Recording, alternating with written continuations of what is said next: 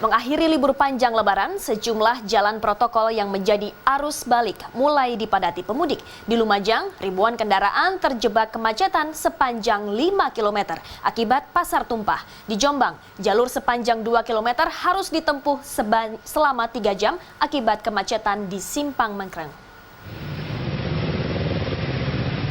Sejak Minggu pagi, kemacetan panjang ribuan kendaraan roda 2 maupun roda 4 terjadi di jalur nasional Banyuwangi menuju Surabaya, maupun sebaliknya. Kemacetan ini diakibatkan aktivitas pasar tumpah di sepanjang Jalan Ranuyoso, Lumajang yang menghambat arus lalu lintas. Tak ayal kemacetan hingga 5 km lebih ini membuat ribuan pengendara harus terjebak selama berjam-jam di dalam mobil. Untuk melancarkan arus lalu lintas, polisi harus meminggirkan para pedagang yang memenuhi badan jalan.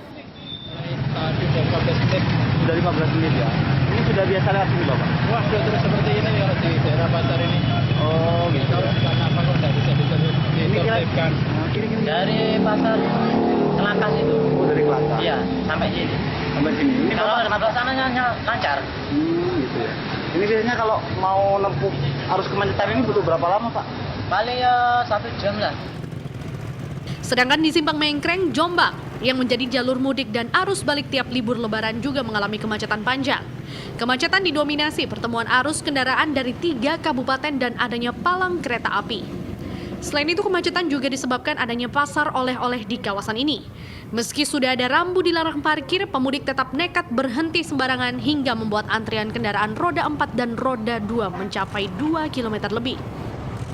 Untuk mengurangi volume kendaraan, sejumlah upaya dilakukan diantaranya pengalihan arus ke jalur alternatif di Simpang Jatipelem Jombang hingga penutupan jalur di Papar Kediri. Jadi untuk arus balik hari ini dari Kertosono menuju ke Jombang, ini cukup padat antriannya, tapi mesti bergerak.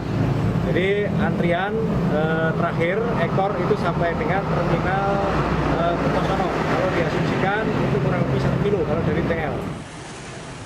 Sementara di Simpang 4 Duruk Sampean Gresik, akibat penyempitan jalan di 8 rumah warga yang belum dibebaskan, kemacetan panjang terjadi hingga beberapa kilometer. Akibatnya petugas Satlantas setempat harus memasang pembatas jalan hingga 2 km.